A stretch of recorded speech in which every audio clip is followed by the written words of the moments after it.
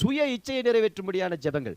எப்போ சுய இச்சையை நிறைவேற்றுகிற ஜெபத்தை நிறுத்திட்டு தேவ சித்தத்தின்படி ஜெபிக்க ஆரம்பிக்கிறீங்களோ உங்களுக்கு குறைவே இருக்காது. ஹல்லேலூயா, ஆமென்.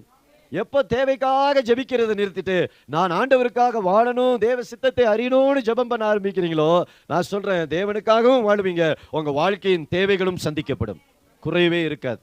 ஹல்லேலூயா. தாவீது சொல்றார், கர்த்தர் என் மேய்ப்பராய் இருக்கிறார், நான் தாழ்ச்சியடையேன். ஆமென். அப்படின்னா எனக்கு குறைவே வராது. I shall not want. என் வாழ்க்கையில குறைவே வராது. ஏன் வராது?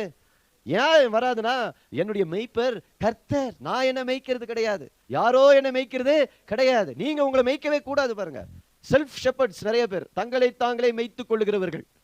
ஆமென். அப்படி நம்ம என்ன செய்யக்கூடாது? மேய்த்துக் கொள்ளக்கூடாது. ஏன்னா என்னுடைய பிரதான மேய்ப்பராகிய இயேசு எனக்கு என்னவா இருக்கணும்? மேய்ப்பராய் இருக்க வேண்டும். அல்லேலூயா.